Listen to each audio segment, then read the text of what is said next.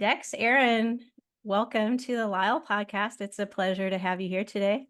Thank you. I'm happy to be here.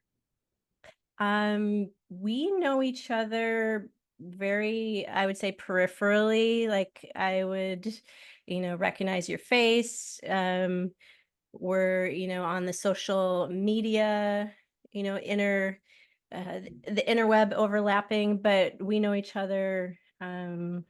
As far as I'm aware, from the climbing gym, a local climbing gym in Los Angeles. And just so glad to have you here. I'm very interested in what made me want to have this conversation with you was actually just kind of what you're posting on social media.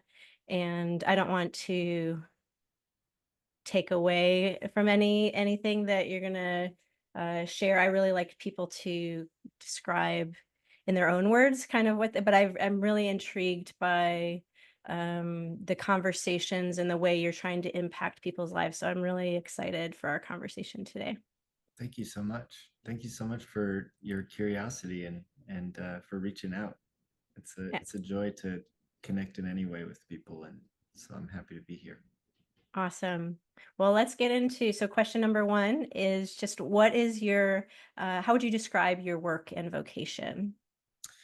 Yeah, my work and vocation is centered around helping people build a positive relationship with fear, with the um, end goal being reconnecting or connecting for the first time with their unique potential and hopefully some joy along with that.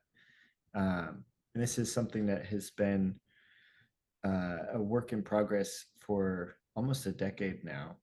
And Mm, I think in the last um, 2 years, it's really, for me, it's kind of been the the realization of all of this groundwork that I've been doing for the last decade, and I'm getting to a point where it's becoming a full-time gig, and it's weird. It's not uh, for so long. It was not something that I was pointing the ship towards. It was mm. this kind of nebulous of curiosity and experiences and making connections very organically and opportunities coming up very organically, but not a lot of intentional steering. And and now I feel, kind of practicing what I preach, taking into consideration my own fears, um, and understanding where those come from and how they might be uh, sometimes helping me out and sometimes holding me back. I'm now really excited to be more intentional about this process and uh, yeah, put in the discipline and the consistency and make it my maybe my life's work. We'll see. Amazing, amazing. Um, I think that's a large part of what piqued me. So I know from the climbing gym that that's probably, I knew that probably first that you do workshops on Hmm. fear Hmm. related to climbing. Yeah. And and then when I saw like just how intentionally you were like that this was like a thing for you, like this is like a much bigger, not just like, oh, let me help you climb better, but this is like Hmm. a what's your relationship to fear in your life. And Hmm. that is very that just really sparked my interest, and I felt like a synergy with you because I think a lot about life in general, and Me I, too. I think a lot about like what it means to live a life well lived. Hmm. And fear has been like a, oh, that's up there, like if you're gonna live a meaningful life, like, wow, you've got to really be acquainted with fear because in my experience, so I do themes every year. I don't know, like pick a word or like I try Okay. to get it as close to a word as I can. And Hmm. it's just like, what's the leading edge of what I'm learning? And Mm. in 2000, I want to say 2013, um, my theme, and I couldn't get it down to a word, because I wouldn't want my word to be fear, but it Hmm. was to not make decisions based on fear. Hmm. Hmm. Because it seemed to me, and it still does, that fear is always present in our life. And if we're not aware of the fear, that actually the fear is controlling us. And Yeah. so, oh, I need to identify the fear so that I can make decisions about it. And then as that the work in that year, and then the work always continues after that. It's not like, well, that year's done. Like, but okay, these are life lessons and growth. And so it's like I would change my orientation typically and move towards the fear. Mm, yeah. So instead of like living in a smaller life, like, oh, I want to live in a bigger, more expansive life. Can Hmm. you tell me some of like whatever you're comfortable or want to share about like your journey with fear, or like how did this Yeah. become something that is so important to you and that you want to help others with? Like how did that come about? Yeah. Well, it's I think a common misconception when uh which I don't think, it doesn't sound like you have this misconception, but I've had a lot of people kind of jokingly or seriously prod or ask like, "Oh, you are a fear coach, so you have no fear." And that is could not be further from the truth, and is, Hmm. very much the reason that I have immersed myself in these conversations, is because I am human and I experience fear and anxieties and highs and lows like everyone else, and maybe at a heightened state to the average person. I'm a very emotional person. I'm a very sensitive person, um, and and so the kind of genesis for me was um, a period of time where I was not aware of my relationship with fear. Before I moved out to LA, I was living in New York, and at that time, I was deep in the performing arts. I was going to modeling castings and studying acting, and not I was not in nature at all. I was in the middle of the city and really struggling emotionally. And when I some point in New York, I was introduced to or reintroduced to rock climbing. A friend of mine who was my gym buddy, he and I both were really bored with the whole like pick stuff up, put stuff down type of workout regimen. And and so he mentioned that there was a climbing gym near our apartment, and as soon as I walked into that space, I lit up, and it was this like flood of memories of my childhood and how much fun I had climbing. And so two things happened. One, I felt deeply in love with this activity, and two, I found something that I just liked to do and naturally kind of could grow and excel at, without a lot of intention right off the bat. And it was just fun. All of it was fun. The failure was fun, the success was fun. I just wanted to be there. And so I decided I need to be somewhere where this is much more center stage. And I wasn't ready to stop doing the performing arts thing. And so I decided LA was the place to go, where there's more climbing and also still this kind of city life and creative buzz. And that that transition marked the beginning of an awareness, kind of like what you were saying with your theme of the year, where I realized that I had been making so many decisions based off of fear and turning away from things rather than moving towards things. And that's a big theme in um, my work with fear, is recognizing, are we, am I running away or am I running towards? And I recognized that I had been running away from so many things in my life just based off of fear of failure, fear of ridicule, fear of judgment, fear of all the things. And there was something about climbing specifically that I didn't I experienced fear in a different way.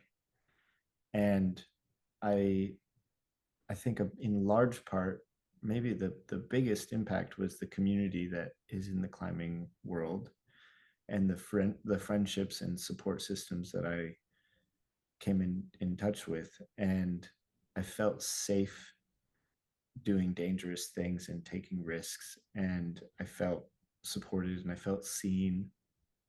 And I started excelling in the sport and excelling in my sense of self and my confidence and my um, just peace of mind. And I so that's like this moment of like, why is this working? What is like, why does this little world at Stronghold Climbing Gym, why is this so positive for me? And I uh kind of, long story long, I was like, oh, it's when I'm here, I can move through fear in a positive way. And then it became, okay, well, how do I do that the same way with my career, with my relationships, with, how I move through everyday life. And um, and when I started to recognize the positive patterns that I had in the climbing community, it affected everything else in a positive way. And then it's like, oh, I have to talk about this. Like, am I alone in this experience? Is anyone else, Mm, mhm, you know, mhm, feeling held back or feeling dampened by this connection, their specific way that they're reacting to fear? mm. Um and that's when the workshops began at the gym. Um and it was very, very quickly, it was not just about climbing, it was about so much more. um yeah, that's where it began. I love it. Okay, so the workshops were the first foray into this being a community, or you stepping into I don't know if you would have viewed it that, I don't know how you viewed it, but like a leadership or like a facilitation kind of role. Yeah, it was my intention was a facilitation. My intention was to invite a discussion. And i I always knew that I had a um a gift of hearing and Mm-hmm. listening and seeing Mm-hmm. people and really showing up for who they are in any given moment. And Mm-hmm. I love teaching, and I'd been teaching at the gym already, teaching technical skills and strength and conditioning. And the first workshop, I didn't set a limit on participants, and over 20 people showed up. And I was like, first of all, this is, I mean, what a validation of Yeah, yeah. my curiosity. Was like, oh, I'm really not alone here. And then I was like, oh, the me thinking that I could just bring people together and a conversation would just happen was a little naive. And it does need somebody to move things in different directions. And so that from then on, I limited it to 6 participants, and really give time for, it's about my role. I feel like I'm just a cheerleader. It's Mm-hmm. asking questions, and like you said, it's drawing out of people what they already have within them. um, and just listening is so powerful. Most of the time, allowing people to just say their thoughts out loud to a group and recognize that they're not alone in that experience. Mm-hmm. um, and yeah, and it was that for a long time, for 4 or 5 years. And and then there was a couple moments during the pandemic where I was invited to lead workshops outside of the gym setting. And same thing happened. I led a workshop and 36 people showed up over Zoom, which I'd never done over Zoom before. And it objectively, it was not my most productive or successful workshop. And I was like totally floundering, being like, whoa, I need to hear everyone, and I can't even see them, and I can't hear their reaction to me because everyone's on mute. And like, I can see this person in the bottom right corner is cooking eggs, and like I'm just like totally, totally out of my wheelhouse here. Um, and so it's like, yeah, it's been this like really powerful honing process. But yeah, it's been a lot of fun as well.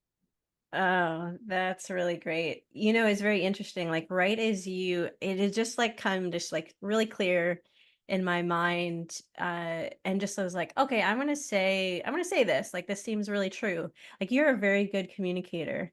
And right when I had that thought and I was like, I'm gonna say this out loud. Um, you said I have the gift of hearing and listening, like in the next breath. And I was like, wow.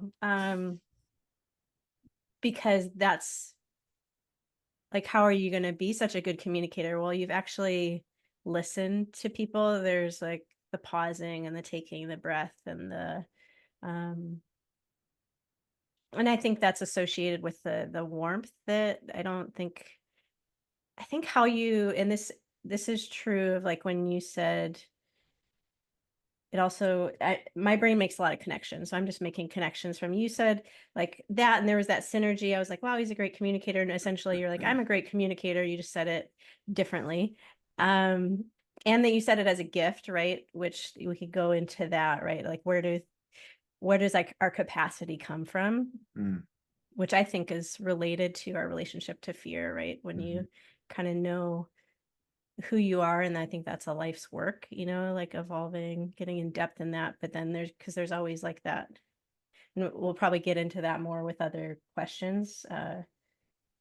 But the connection I wanted to make, let me see if I can remember it because my brain jumps around quite a bit. But when you're talking about climbing mm. and how you just started to apply things, well, now what do I do? Can I take this into my uh how I go about my career and like how I envision my career and relationships and all these different, and the phrase that popped into my head then and it is there again too with like, okay, I have this gift of hearing listening is like how you do anything is how you do everything. Mm, um mhm. that's I'm quoting somebody and not giving them the credit because I can't it doesn't occur to me in my mind who said that right now, but that there's this, so I love that and I really resonate with that. Is there anything you want to say about that? Yeah, it's like with more specific to the fear experience, it's um, something I just was writing about yesterday was the idea of um, what you practice when you're calm is how you perform when you're in panic, and that Mm, like how we do anything is how we do everything. And what I've recognized with the conversations on fear is that there seems to be a like we understand that if we want to get good at piano we have to practice piano, and we understand that if we want to perform a piano piece beautifully we don't wait to try it for the first time on stage in front of an audience.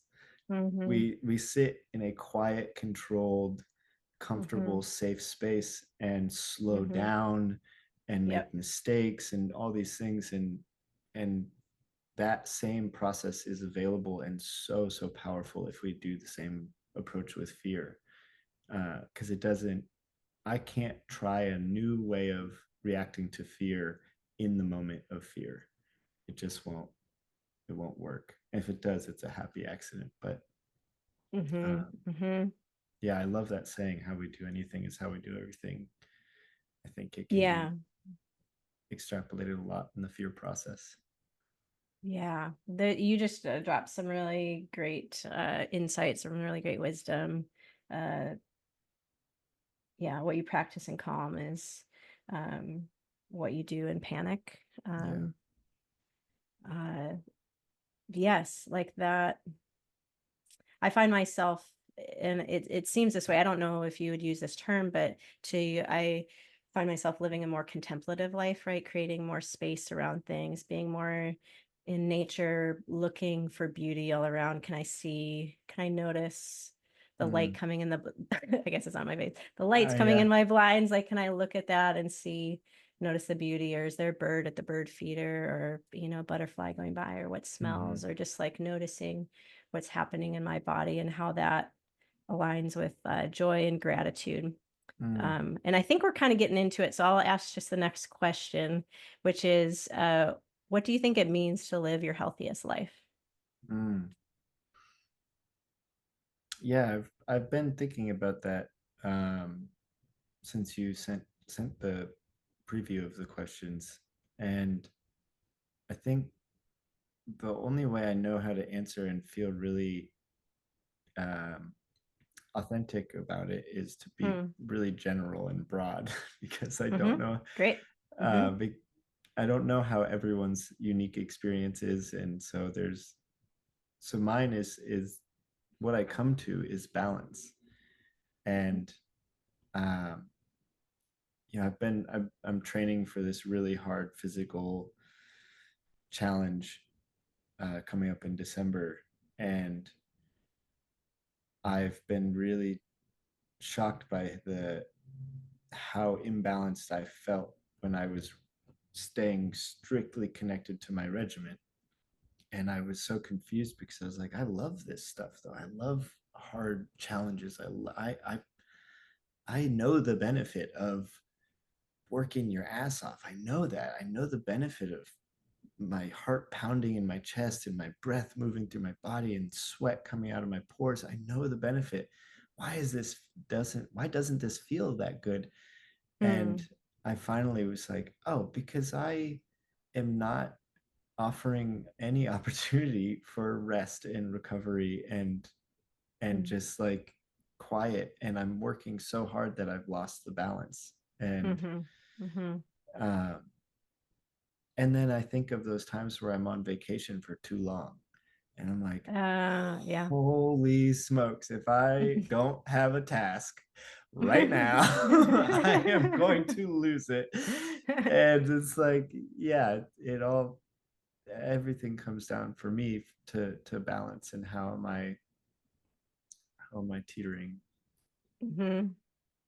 Yeah, I think balance is something that, yeah, people have different perspectives on. Um, and so I'd love to unpack this like a little bit. Yeah. When I remember being shocked by somebody that at the time, I really looked up to, and she was just like, "Oh, balance, no, that's not a thing," and I was like, "What?" She's decades older than me, and you're like looking for the wisdom, and that was Mm-hmm. really, really unnerving for me at the Mm, time. And then over time, I think I understood that it's not like that. I think what she was trying to say is like, you need to do what is mm, like you're doing at the time. Like, so you're doing this training right now. And mm-hmm. so balance in your life is probably more of your life balance looks different now Yeah. than when you're not training. So that I think Yeah. that's Yeah. how Yeah. and that made me feel like a lot better about it, Yeah. of just kind of, I think she was kind of saying just be all into what you're doing at the time. Like if you Mm-hmm. feel this is something you're supposed to do, Yeah. kind of like go for it. Yeah. Another thought I have, and then I'd love to hear your just unpack more of what is this balance, is like I came to realize after that, because I think then I was like thinking about it. And so and this is probably about a decade ago, and I'm thinking about balance, and I'm striving for balance, and a lot of people do, but that's almost like it seemed like a light bulb for me in my experience, that striving for balance is kind of like striving for happiness. Mm, Like the way for happiness is not like to like be in pursuit of it, but it's mm-hmm. actually to like live your values. Yeah. Um, Like so I would happiness love is a to, byproduct. yes, it's, Yeah. yeah, yeah. Like the, like you can't focus on happiness to get happiness. Right. Right. Yeah.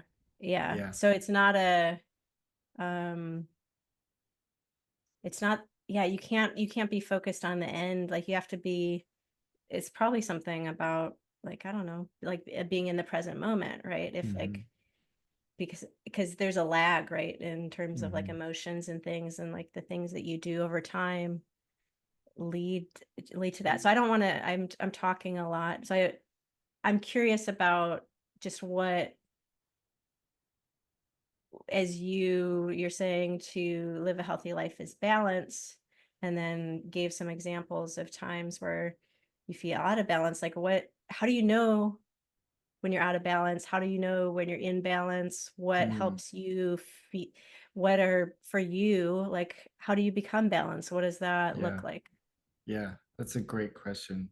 I, because I can point to a number of times also in my training where I have come to different conclusions of what balance meant in that moment. And there have been times where I've been exhausted and feeling like it's impossible. There's not enough hours in the day to train and go teach and be a good partner and eat, 3 meals and, all the things that are happening.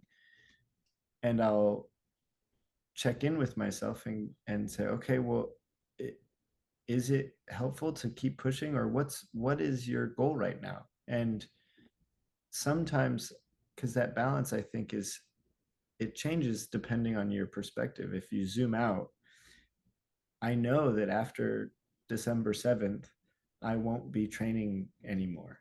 The whole experience will be behind me, and I will be, directly after December 7th, I'll be in hardcore recovery mode. And Mm-hmm. how is that going to tilt the scales in terms of the Hmm. experience? um, and then when I zoom really close in, and I'm, this weekend I had a 20-mile day on Saturday and then a 10-mile day on Sunday. And if I zoom really far in, I'm like, I'm so wrecked, and I can't see the I can't see that moment after. And um yeah, I think that the what I do to find the balance, or to consider the balance, is it's like an active experiment. I never know if I am going to achieve the balance, and I never know if I'm doing the right thing. But Hmm. Hmm. I do, what I think I've recognized the most is that if I sit and think about it, that's the least helpful. And Mm, okay. if I Uh-huh. take some action, even just with that consideration of like, I know I'm hurting right now, so choose something. Choose either to continue pushing and just do it. Just make the choice and push, and stand by it and find out how that plays out by doing. Or make the decision that you're pushing too much and take a break, and don't judge yourself for taking a break either, and live by it, and go. And if you're going to take a break, don't half take a break. Go fucking lie down on the couch and just Yeah. be for a bit.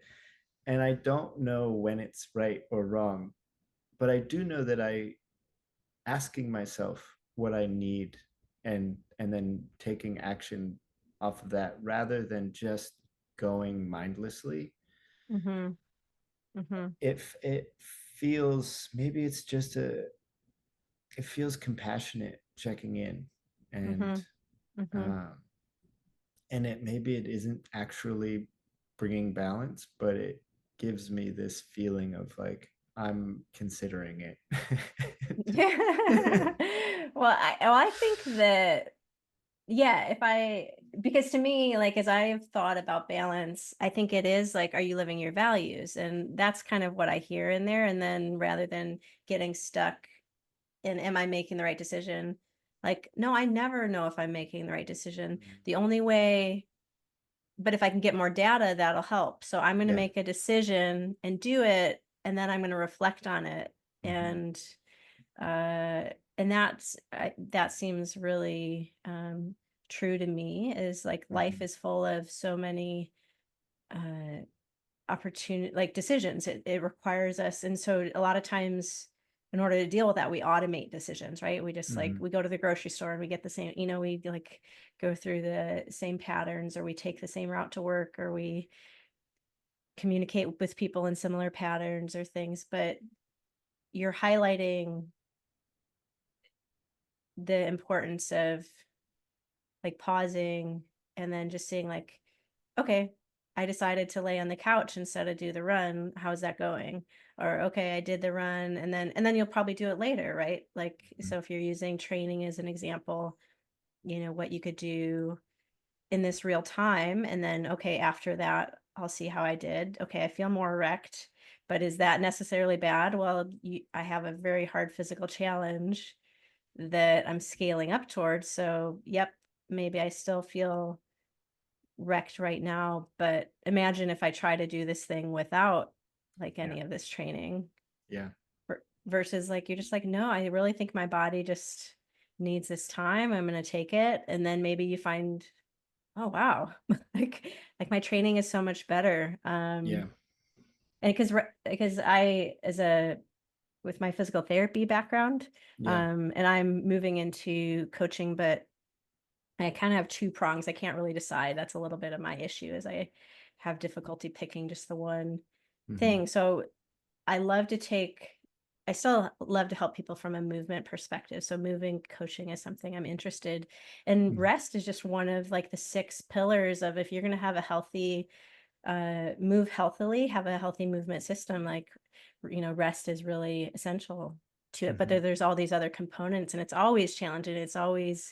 And everybody's different, and it's different where you're at in your particular phase of life. Like what that's going to look like if you're training for, um, like such a long run like you Mhm. are, versus, oh, I'm just trying to be healthy right now. And Yeah. like it's going Yeah. to be a very, very different, what even just within those, I call them movement pillars, like even what that Yeah. looks like. Yeah. But Because you do it and you'll find out. Yeah.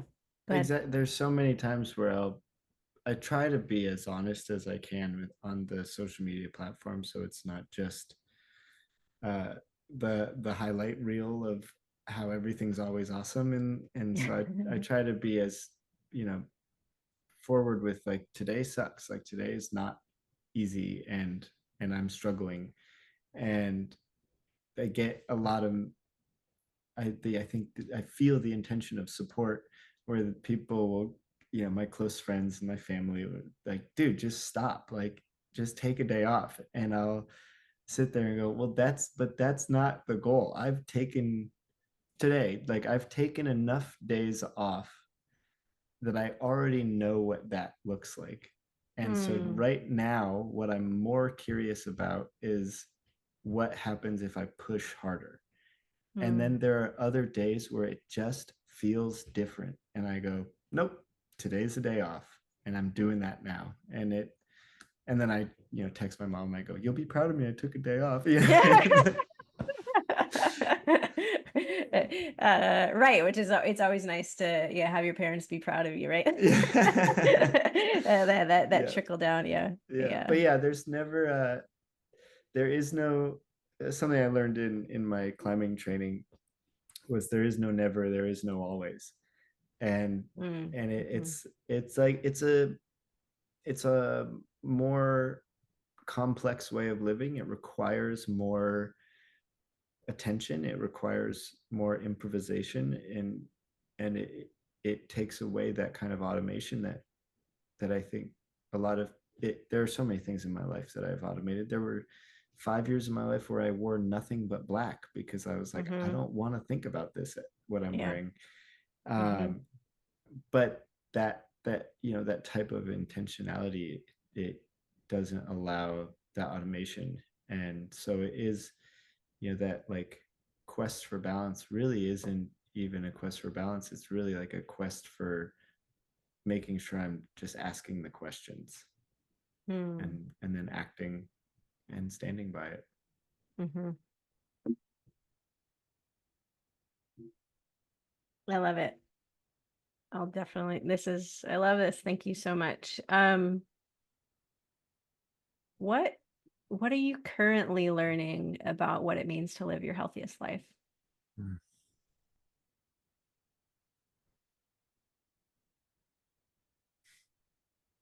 That's a great question. There's so much. There's so much happening in my personal orbit right now, Hmm. and I think what I continue. It's a lesson that I is not new to me, and I think there's a theme of in my life that I can recognize of repeat lessons that Yeah. I tend to need reminders for, and um, I think as somebody who it's kind of an ironic imbalance of someone who loves showing up for people and offering support. um, I am forever learning that I need to ask for the Hmm. same. Yeah. Hmm. I'm gonna try not to cry. Yeah, me too. But it's but it's like I'm also very sad. I'm like, oh no, oh no. I mean, not Yeah, I don't feel bad about crying at all, but yeah. Uh I'm with you, that's dude. such a I'm a yeah, crier. I'm a crier yeah. Yeah. through Okay. and Well, through. this is gonna be we can do it. Let's have it. I mean, it's now it's yeah, it's already I think I'm cresting. It's making its way over the Yeah, there's the damn. surface tension is there. Yeah, exactly. Oh no. Oh no. Mm-hmm. Oh. Yeah, it's hard to find that support. I think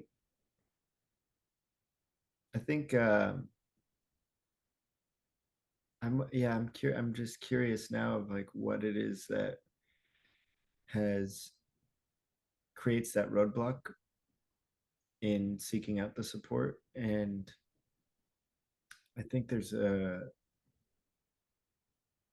as much as I want to show up for people, it creates this self-awareness that can very easily turn into judgment. Hmm. and Hmm. and then it and then I'm, you know, so tuned into the type of support that I want, or that I become judgmental uh of like how will it be received, or how will, if I ask for support and someone shows up in the way that they know best, and I will be like, wow, that wasn't what I was looking for. And it Mhm. Mhm. um yeah, that's Mm. interesting. I hadn't thought about that before. Mm. And I think that that just kind of reveals how, it's how you do anything is how you do everything. There's some of that same a lot of that same judgment, or that exact same judgment, is what I'm putting on myself Yeah. as I try to show up and support others. Mhm. um,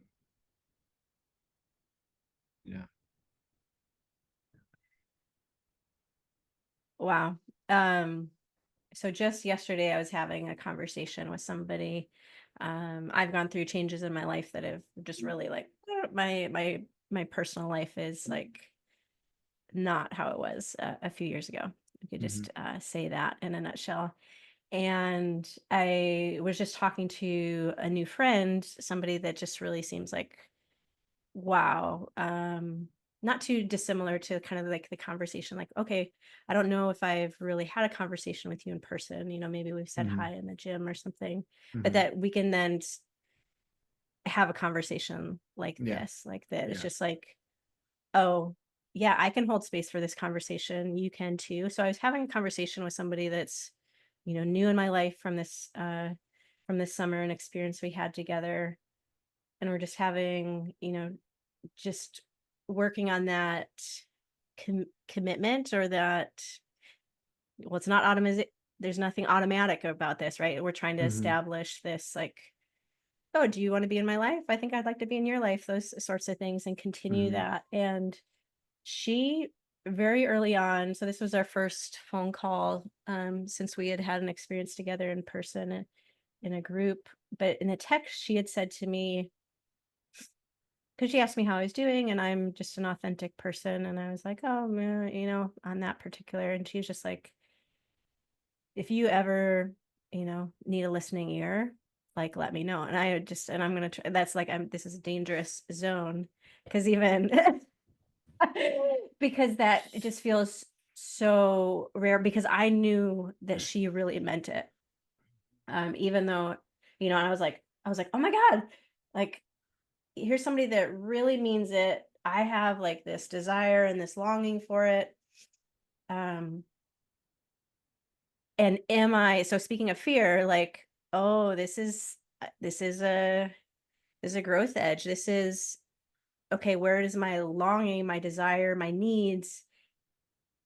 And then, oh, it might actually be met in this person in this way and these, Mm, but in order to do it, I'm gonna have to take action.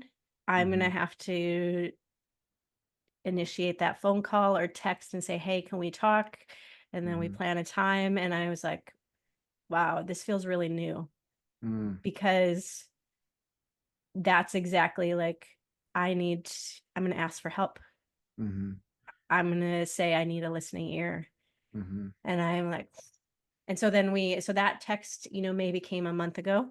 And then we were chatting for the first time yesterday. So it's very fresh in my mind because when we were talking, I was like, I really wanted to make a point, like, because this was part of the taking a step forward. Like, I'm going to say to her, that was really meaningful.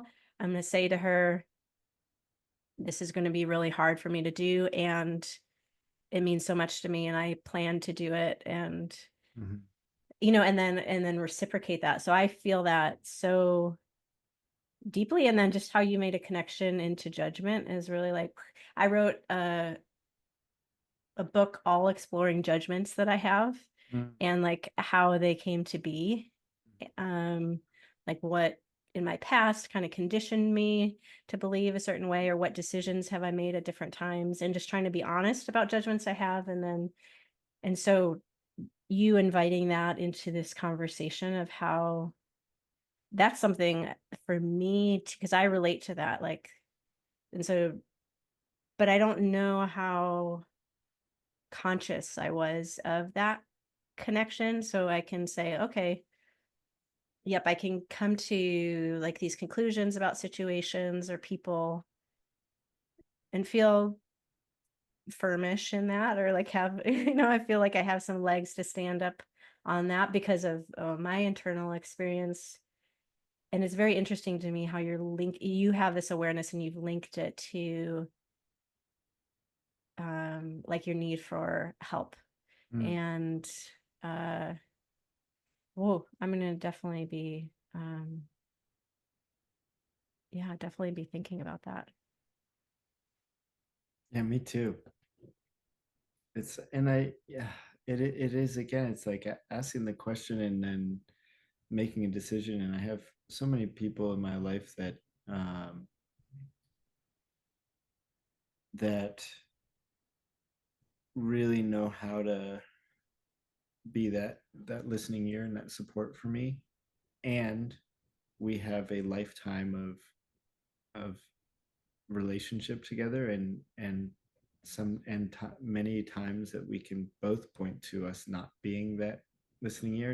I'm mostly pointing Mm-hmm. to like family and Sure. or like childhood friends who you have the whole ups and downs of life experience together. And and there, yeah, the letting go of the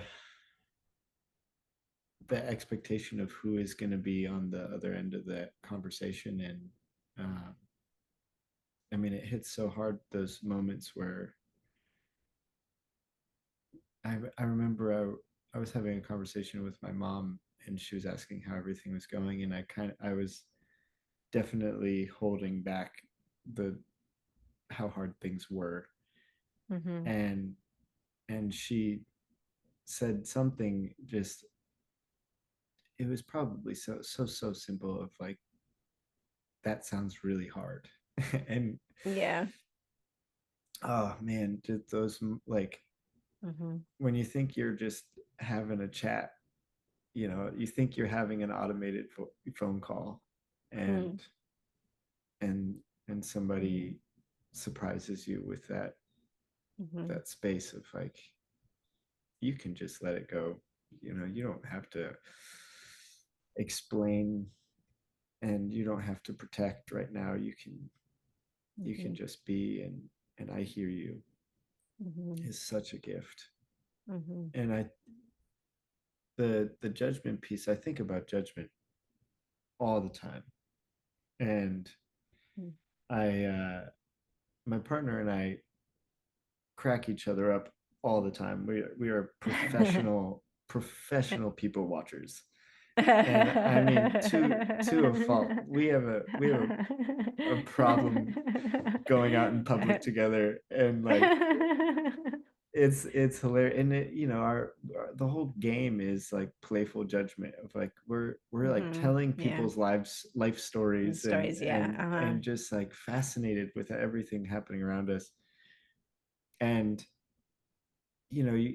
I used to kind of be worried about, I go back and forth still with judgment. Like, being judgmental sounds like a inherently negative thing. I think another, like being selfish, sounds like an inherently negative thing.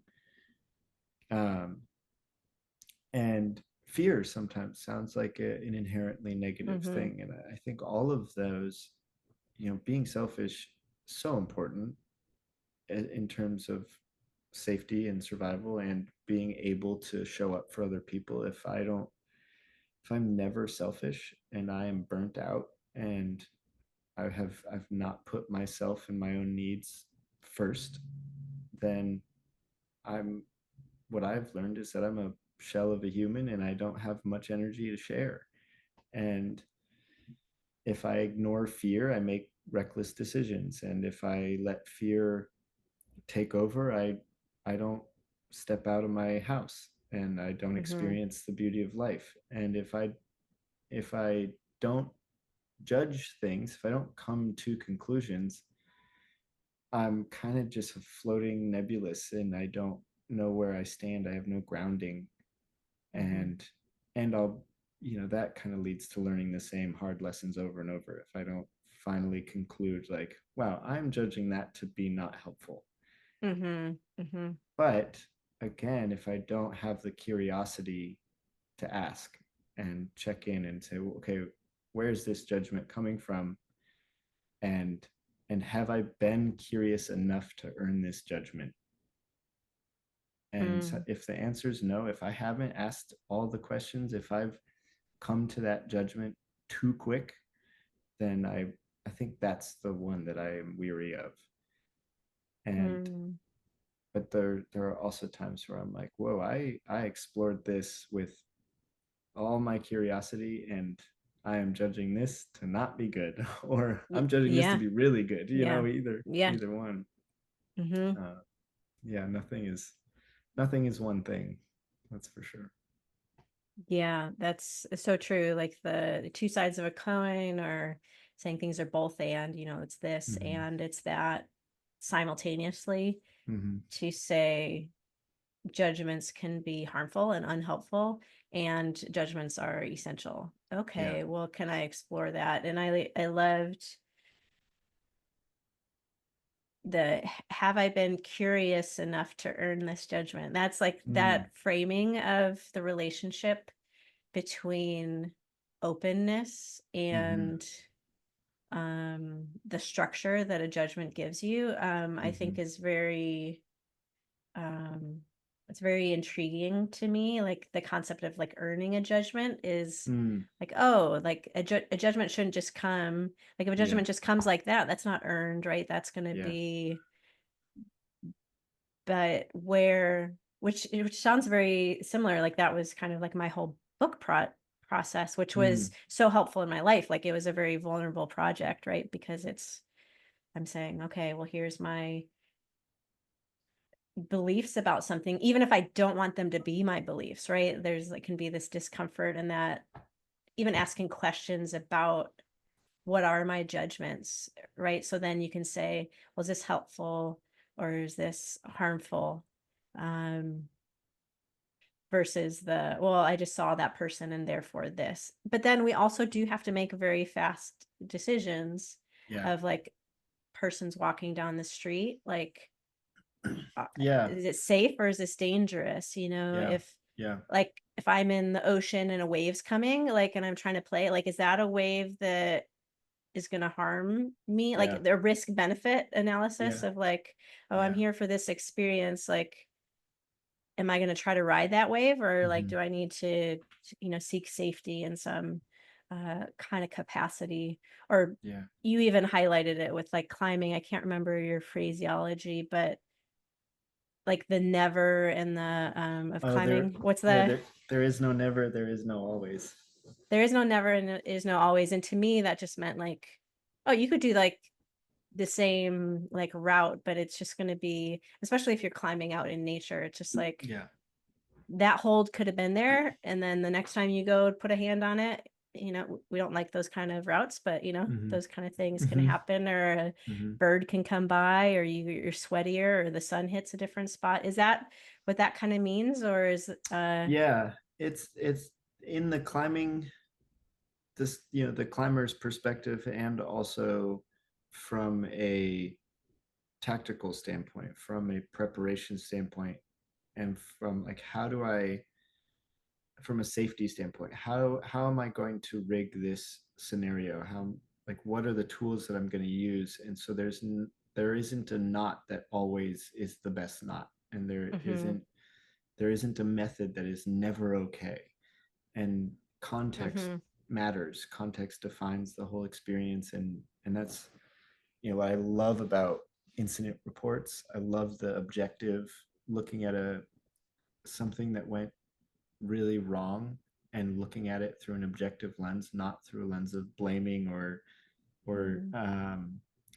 emotion, but looking at what did work, what didn't work, and then recognizing that even though this thing didn't work this time, in other contexts, that might be what you need to do. Yeah. And so it, again, it's like it takes away that kind of mentality, immediately puts you into this, like, I can't automate any of this. There isn't Mm-hmm, an always, there isn't an mm-hmm. ever. I have to ask the right questions Yeah. for every scenario. Yeah.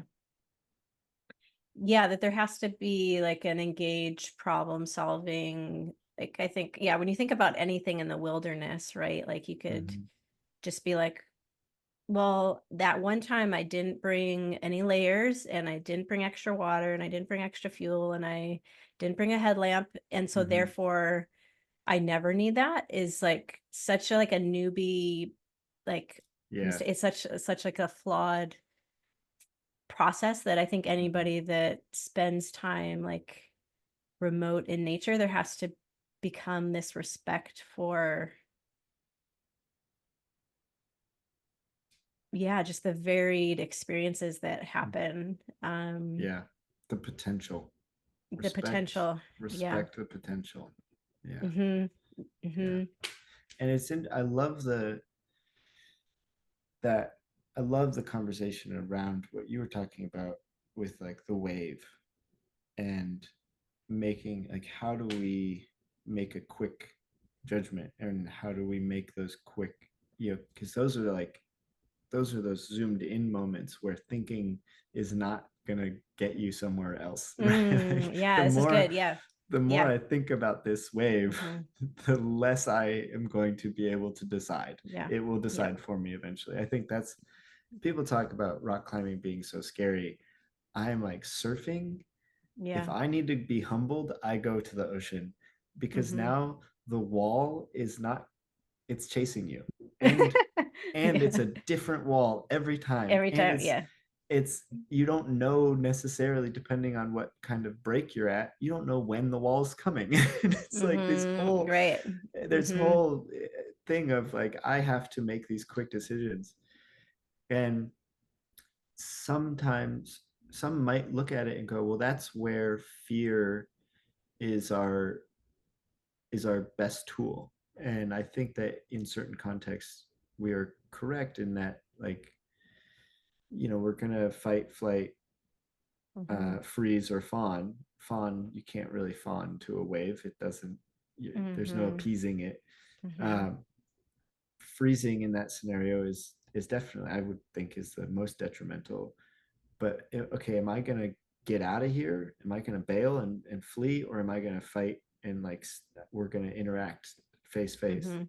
And um, fear, it evolves when we it's like the more we experience fear in a practicing way, so Mhm.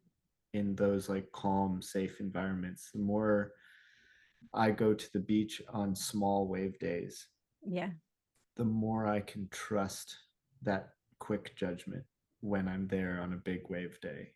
and Mhm. and it's so, I love that relationship with fear, because the more we experience fear with smaller stakes, we're going to still experience fear when it's big stakes, but it shifts from fear to awareness, and shifts from relying on this, primal reaction that is, it just wants us to survive. Mhm. It doesn't Mhm. necessarily want us to live a full, a Yeah. beautiful life. Yeah. Mhm. um, but the Mhm. more we experience it, the more it turns into awareness, rather Mm. than this, like, panic, or this kind of, like, Mm. I don't know if you've ever had an experience where you feel like fear blacked you out, but Mm. it that's what it can that's how visceral fear can be. Yeah.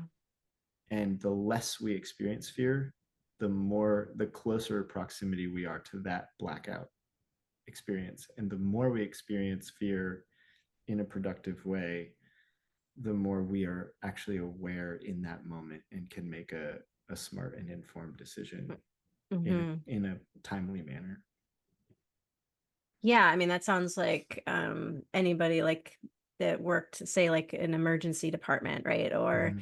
like it is needing, like you practice all these scenarios, you practice so that when the call comes and this is like a uh life or death for this person, Mm-hmm. that that you have the CPR, you know about the tourniquets, like Mm-hmm. um you have your protocols, your lists that are going to triage, right? That you're going to Mm-hmm. decide what needs to happen for this person. Are they needing, drugs? Do they need some tests? Do they need to go immediately to the operating room? You Mm-hmm. know, what needs to happen versus somebody like completely not trained, right? That comes across a scene, like a car accident or something, Mm-hmm. and then just like what you're saying, that can just be like more people I think are going to be prone towards like Mm-hmm. um that blackout, or like what do I do, like I don't even know, versus the yeah, Mm-hmm. I like that fear into awareness. And then I mean, there we could talk about this for so long, because in my brain I'm like, well, we could talk about breath, but um just to keep the podcast at a reasonable length, which is always my challenge. I'm gonna move us along. So question number 4 is, what is something that you wish that people knew more about living their healthiest life? Mm. um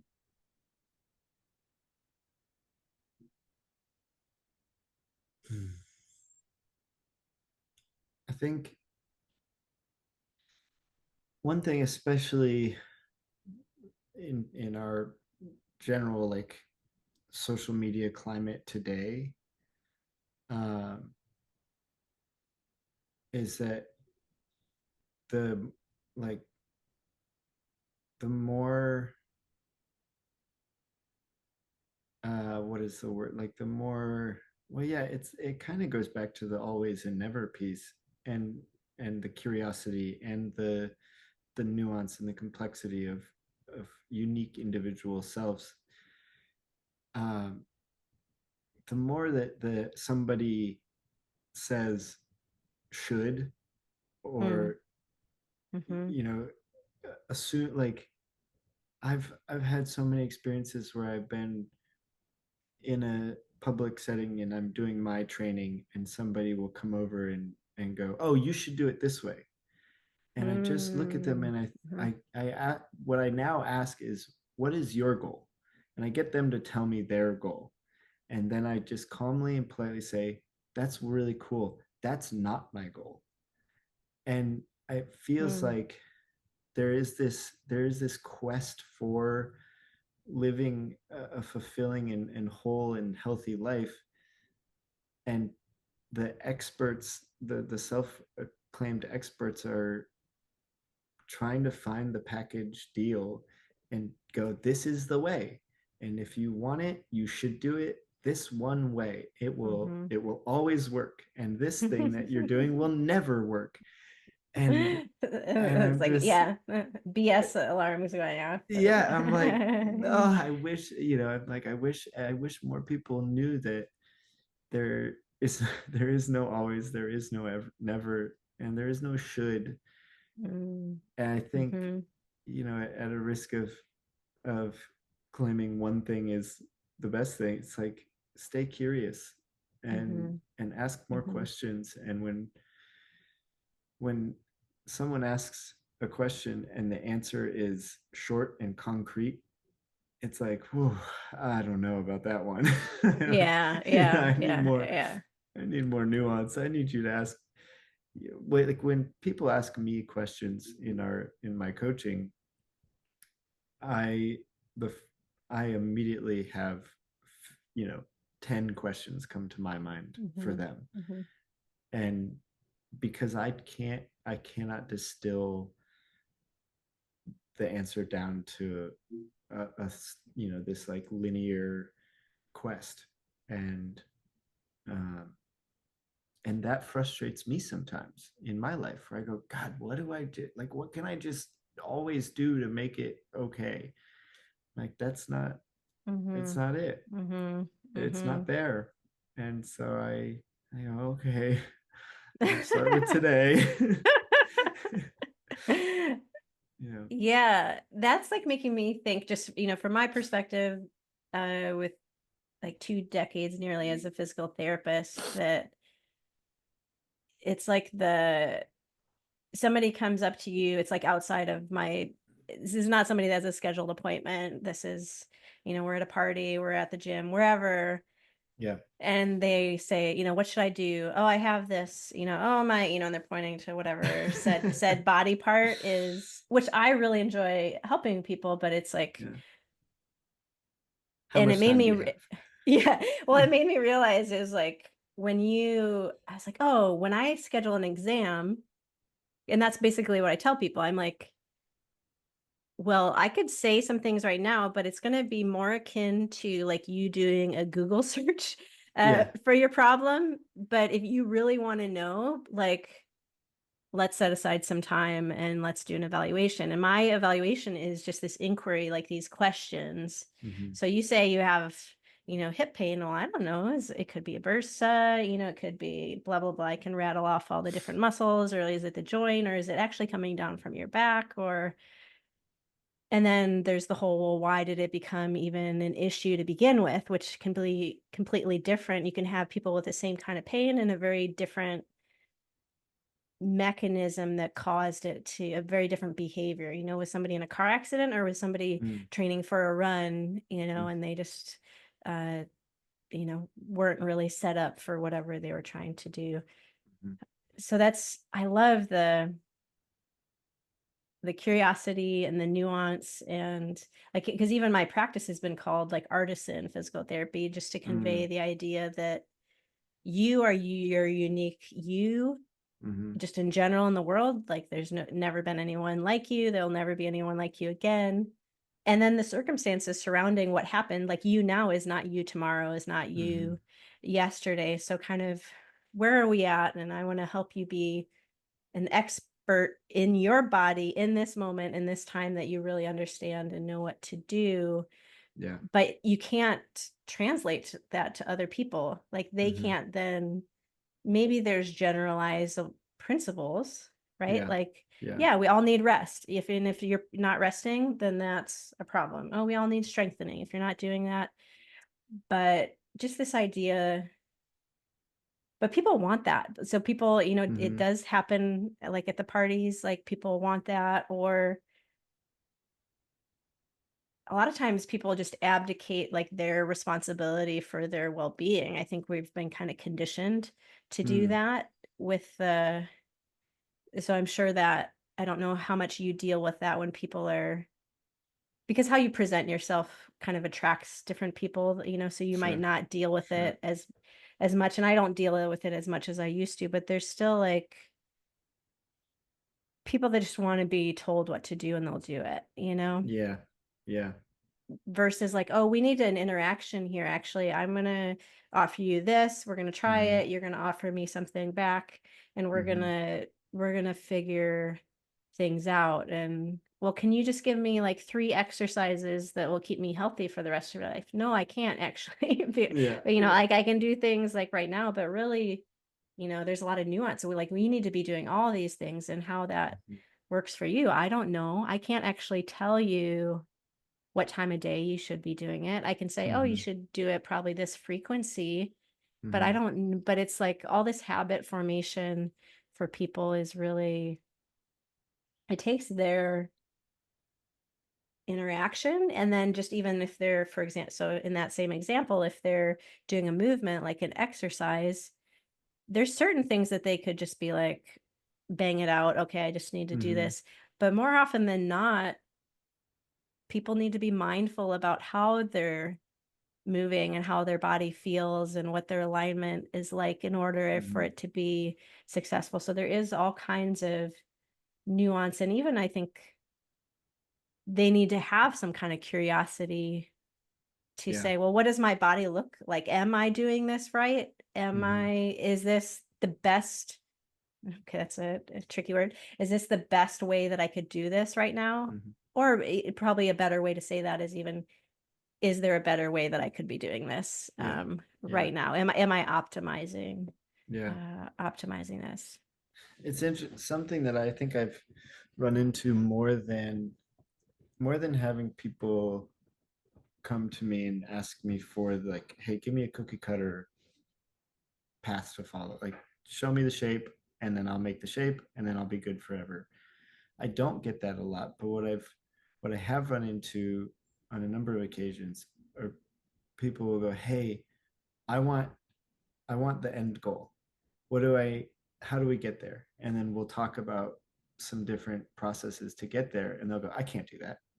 And I go, Yeah. oh, why do you say you can't do that? Well, because I just haven't been able to do that before, so I can't do that. And I go, okay. So do you think, and a lot of times what Mm-hmm. it'll be like, do you want to work with me? Like, do you think we're not a good fit then? And they're like, no, no, no, I want to keep working with you. And I'm like, well, that's the best I have to Yeah. offer. Yeah. Right. Exactly. Yeah. so, Yeah. so if you Yeah. don't want to do that, and it's that's been um, an interesting experience. That's come up a number of times, and I it was really hard for me because part of me feels like I'm doing a disservice, uh, charging somebody who is objectively just not going to do the things that we talk about, and is still but is excited to show up still. And I'm like, well, you're not going to get the product you're looking for. You're not going to arrive at the Mm-hmm. Mm-hmm. destination. Mm-hmm. And so am I enabling you to continue this avoidance, or like, what is my role here? Mm-hmm. Mm-hmm. And so far, where I've gotten to is that it's not my job to get them there. It's just my job to Mm-hmm. give them the opportunity. Yeah. And I have had people change their perspective and go, okay, I'll try the thing that I previously thought I couldn't do. And I have people who I'm working with right now that have not taken the action yet, Mm-hmm. and they're totally content. And I'm like, oh, you're good. You're actually doing great in terms of like, if the goal is living a fulfilling life, you seem fulfilled.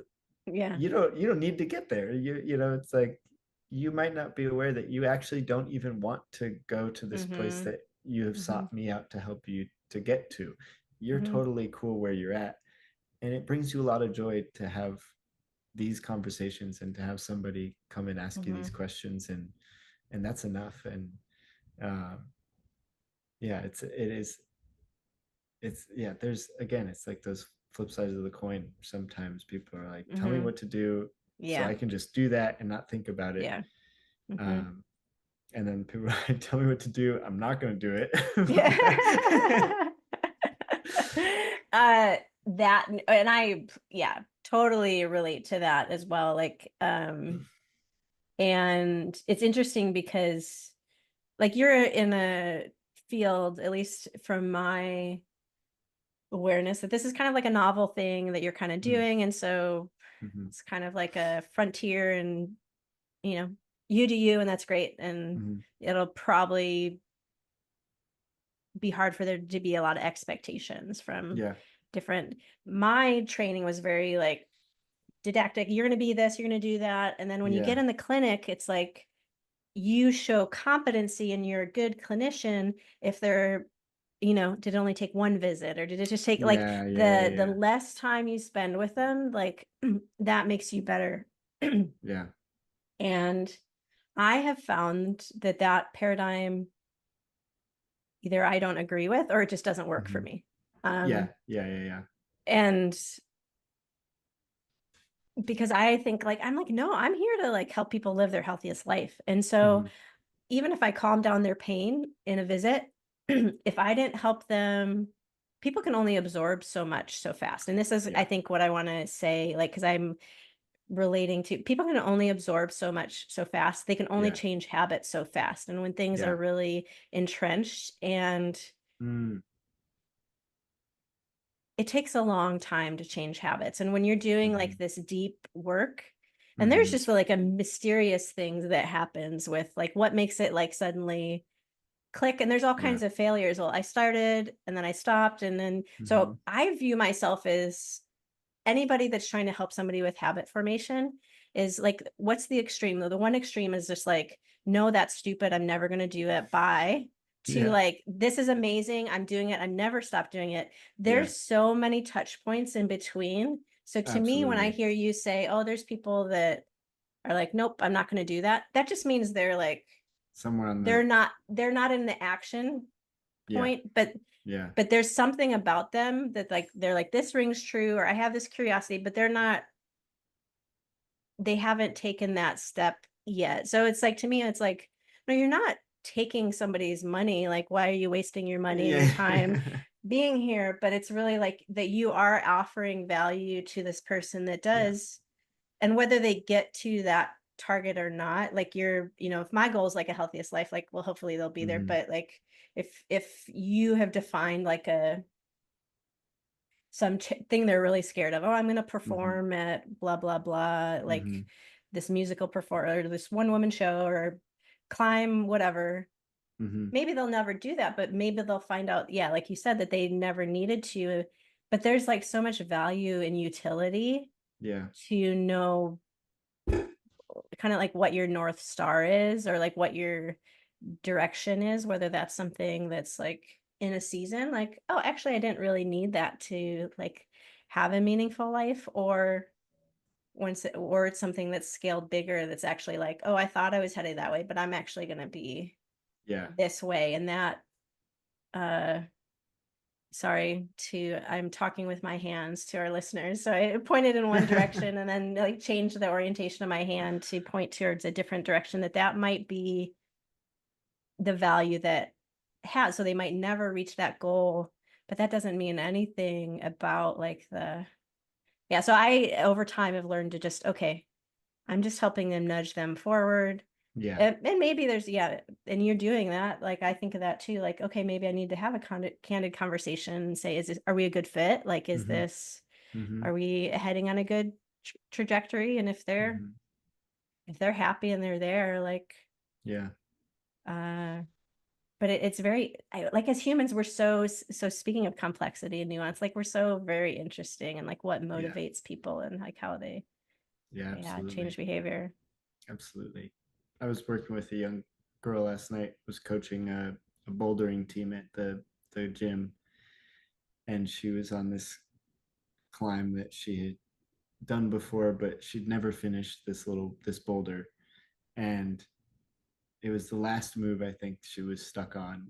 And I had it was my first time coaching her, and I asked her, I was like, well, have you tried moving your foot over and really leaning into it to reach? And she goes, I've tried it a million times. And I go, Yeah.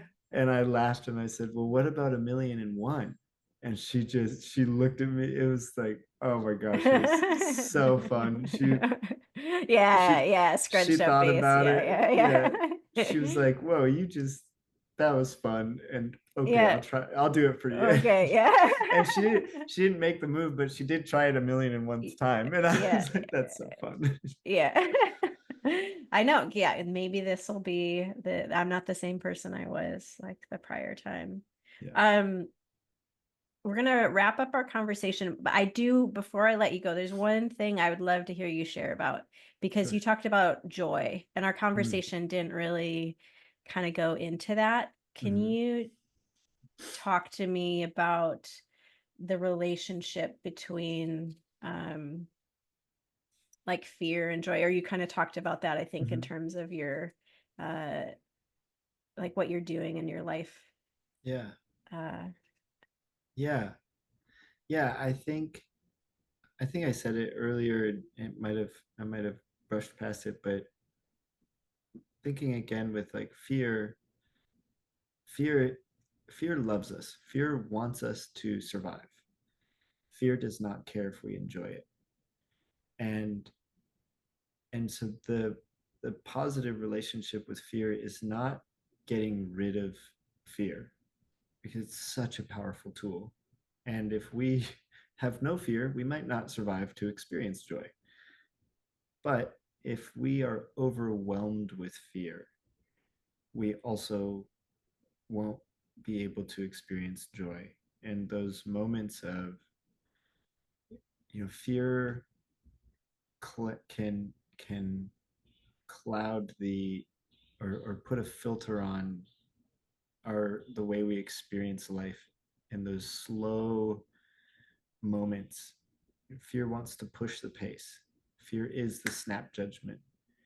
And if we are sitting on a surfboard floating out at the ocean, and we have a positive relationship with fear, and we can recognize that we are not in danger, we are now allowing ourselves space for joy, and smelling the smells and feeling the movement of the water. And that's the balance that I back to the balance piece, that's what I strive for with my clients and my own life is, uh, it's not about getting rid of, it's also not about being overwhelmed by, but being hmm. in a place where we have the space for moments of calm and quiet and joy. I think that's where joy is. uh, the other thing with joy that I recognize, and it kind of plays into the balance piece again, is that it requires contrast. And I certainly in my younger years was I confused joy with consistency or consistent high, and trying to be up here, and I mean, naturally I am not capable of existing at that Hmm. height Hmm. always. Hmm. And if I try to exist at that height, I will, it's away from my grasp. I can't maintain it. It's like what you were mentioning about pursuing happiness is, it's like trying to speak silence. It's like as soon as you say it, it's gone. And um, Hmm. so for my life, I find so much joy in doing hard things, and those the like I kind of need to suffer at some Mm, point to mm, really be able to feel the joy. And um, yeah, mm. that's where I land with joy. Thank you so, so much for this, for that, and just this conversation in general, your insights and your way of just showing up in the world.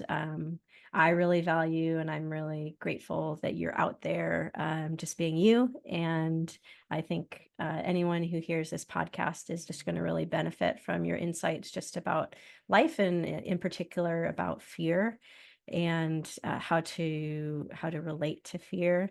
And I do, I'll put in the show notes for anybody that wants to get in touch with you, if that's okay with you. Yes, please. Yeah, yeah. Uh, yeah, so if anybody is interested in meeting with Dex, we'll have those notes in the show notes that you can access him, and maybe follow you along on social media and your training. And so December 7th is the big day, huh?